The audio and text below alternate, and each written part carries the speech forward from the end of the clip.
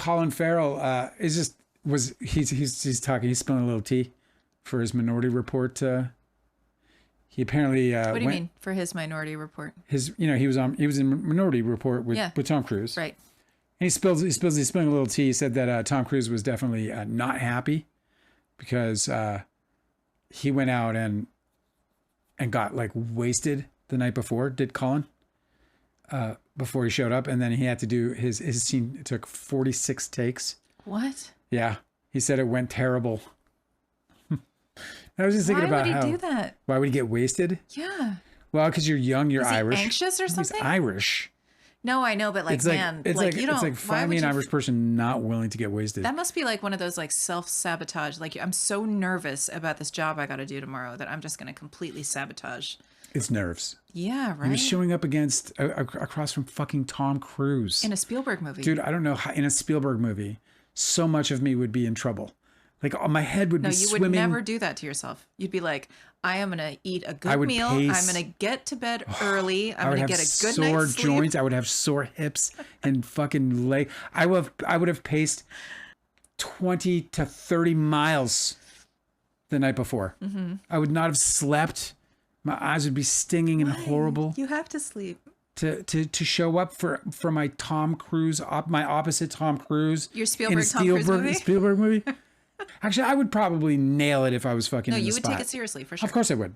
Absolutely, I'd go.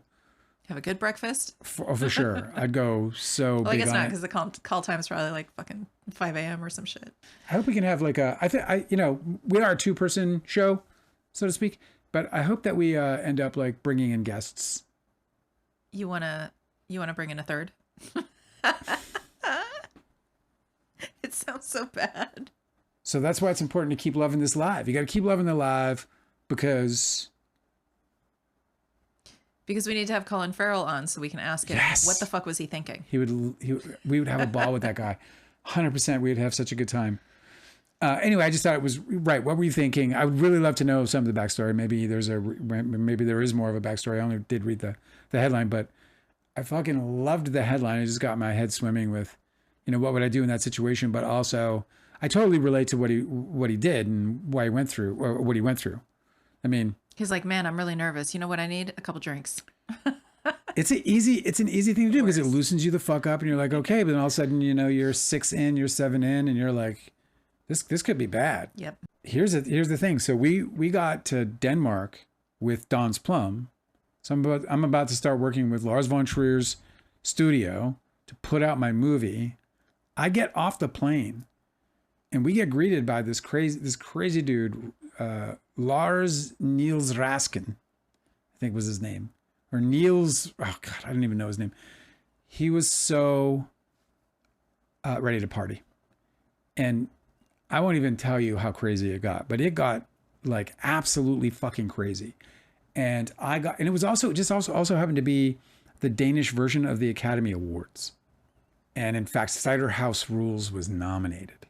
So I was sitting getting absolutely fucking wasted with practical strangers who were treating me like brethren because we got the DiCaprio movie where Lars is there, Peter is there. We're at this fucking event. We're just getting wasted out of our fucking minds. And Toby's in Cider House Rules, right? Yeah, and Toby's in Cider House.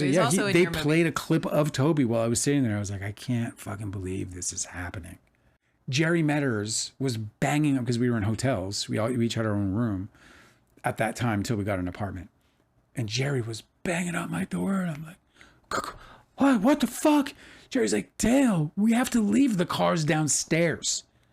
I'm in some state of undress from the night before that I have no actual accounting of, no memory whatsoever of. And Jerry's like, the car's downstairs. It's probably what happened to Colin Farrell, too. My breath stinks like a distillery. Wait, what were you supposed to go do that morning? I was going to go meet the team. I'm going to go meet the team, the whole Danish. And you're like still drunk from the night before. Still drunk. And it was not good. We were late. Everyone's waiting. We were good and late because of me. I'm trying to sober up. Oh, and they knew how drunk I was. They were all fucking there. And all of them they look like they just got back from church. Why'd they do it to you? I was very upset at myself. I was the worst way I could have kicked off that relationship 100%. Yeah. Talk about bad impressions. I showed up and got belligerent. I mean, it was one of the executive producers of Don's Plum. He's actually got an executive producer credit. Well, you were under a lot of stress, and I feel like it just doesn't take much to just crack that way open. It was also my first time traveling abroad. Yeah. I was a wreck. I was an absolute wreck. And, I had a propensity for drinking too much. It turned out okay? The night? No, the meeting. It was one of the worst I've ever had. So just like with Colin Farrell, right? He's the one telling the story about how terrible he did. Yeah. Like I've never heard the story from Tom Cruise or Steven Spielberg. So they probably just didn't care so much because they're Danes and they drink a ton. I feel stupid about even telling the story but it's actually one of my regrets. Like one of my life regrets. I actually will sit back and think some days and be like, man, I wish I had just gotten off that plane. Because I just felt like I got off on the wrong foot in Denmark from the start. And I just felt like I was like tilted. I'm sure it doesn't matter. It was about me. It wasn't about like, the grand scheme of things. I mean, but why are you still worried about it? You got too drunk? Anxiety, whatever, it was, I got, but it was like, it wasn't, I got too drunk. It was like Lars von Trier's fucking company, it was like in front of all of them. Yeah, but he's an alcoholic. Well, later I found out that he was at least as wasted as me. You were probably in good company. Dude, they were the ones getting me wasted. They were bringing the drinks like they were skulling like crazy. Skull! It wasn't the first time. We also went to it was like a Viking holiday. And it was the craziest. What's it was like a holiday? This holiday goes all the way back to the Viking era. No way. What is it? Viking, I forget what I couldn't possibly. It's like some kind of regurgitation of the alphabet that So we had this long table and we're all just passing, like they're drinking this Danish liqueur. Ugh. And we drank I can't even tell you, but it was so fucking hilarious because, at one point we went around this big long table of people and individuals, groups of 1, 2, or 3 would stand up and sing. And then they would all smash the table and shout afterwards and drink and skull. And then another would stand up and they'd rather tell a tale or they would have a drink. And myself, RD, and Jerry are there. And we're just fucking bleary-eyed drunk. And it comes around to us and we don't know what to do.